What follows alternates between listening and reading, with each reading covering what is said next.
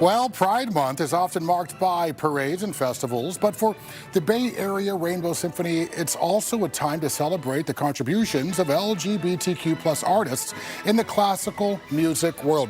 Since 2008, the nonprofit orchestra has worked to create opportunities for musicians, educate audiences, and challenge perceptions about who belongs on the concert stage. This morning, we're introducing you to the orchestra and some of the people behind it. Joining us now, Robert Malacone, music director of Bay Area Rainbow Symphony, along with the orchestra, some of the members. We have Catherine over here, we have Mark, Donnie, and Hans. And you are... I'm Donnie. Donnie. So we're going to have a chance to chat both of you up. But first of all, thank you for being here. It's our pleasure. Thanks for having us. Malacone, did I say that right? Yeah, beautiful. Malacone. Yeah. And you saw him there orchestrating. That's yes. What you do. Conducting. Conducting. Yeah. So cool. All right, so before we hear these lovely musicians actually give us a taste of what they play, give us a bit about the background as far as the orchestra. Yeah, so the orchestra has existed since 2008. I joined as music director just this season. We're coming to the conclusion of my first year as music director. It's been such a pleasure to work with wonderful LGBTQ musicians, many of whom are community members that don't practice music as their primary profession. So it's an all-volunteer group, and we meet on Wednesday evenings and rehearse together, and we perform 4 times a year. Where do you meet?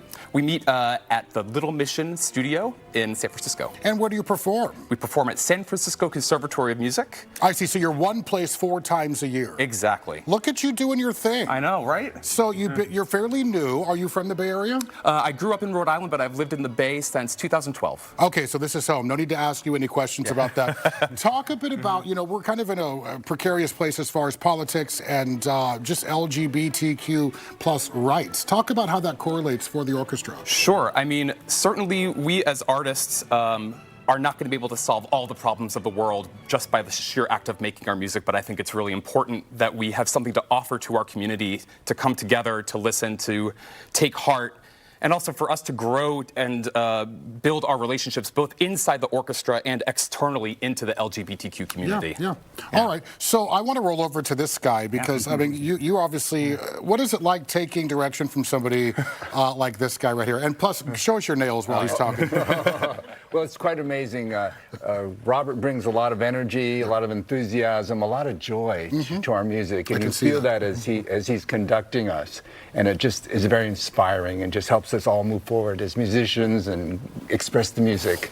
How did you find this orchestra? Well, through the grapevine, people talk, and I heard about this, and I thought, what a great idea, and so I decided to try it out, and over time, I became one of the co-principal violists, along with my colleague, Joseph. Talk about the importance of us as gay men and women participating in things like this, in the arts. Well, I think it's important that we have a voice, and know that we have an important voice, a very important creative potential, and that there are so many pieces of music and composers that don't get the attention. Yeah. And this orchestra allows us to have that space where so many unheard voices, unsung heroes, so to speak, of the music community can be heard finally. Got it. Well said. Mr. Malacone, how can we as a community kind of support the orchestra? What can we do? Well, we would love for you to join us on June 20th. Our last concert of the season is called Dearly Queerly Over the Rainbow. Well. Yeah. Yes. And that title is taken both from the fact that we are performing music from The Wizard of Oz. Dearly Queerly. I got to hover on that one for you. Go on, Wizard of Oz. Grammy Award-winning composer Jake Heggie has written a piece with famous drag queen Taylor Mack. Okay. And one of the movements of which is entitled Dearly Queerly, which is about queer relationships sort of in their middle phase. It's not the beginning of the romance. It's sort of like after we've been together for 10 years kind of thing. Beautiful songs. Yeah, so there's storytelling with this. Yeah, absolutely. We have a wonderful soloist, Nicola Prince, who's going to sing those songs with us, and then we'll conclude that concert with Brahms' wonderful Third Symphony. All right, now this is kind of a corny question, but we want to see allies here too. So who do you see coming to the orchestra? anybody and everybody in the Bay Area. Yeah. Music is for everyone. We are up on the stage performing it for you, but we want everyone to feel like they're involved and that they can take something away from our performances. Do you play? I do. I'm a pianist, and I used to play the bassoon, and I sing a good deal as well. The bassoon. That's Yeah. you forget about that instrument. Sure do. Will you show me how to hold this? But I'd like to try to hold it. Oh, yeah, sure. Let's give this to you. This is a viola. Okay. And we're going to put It's not a violin? No, it's not a violin. It sure looks and like let's one. get you a bow. And we're going to put that there. We're going to take this hand like that. And we're going to have you make your first sound.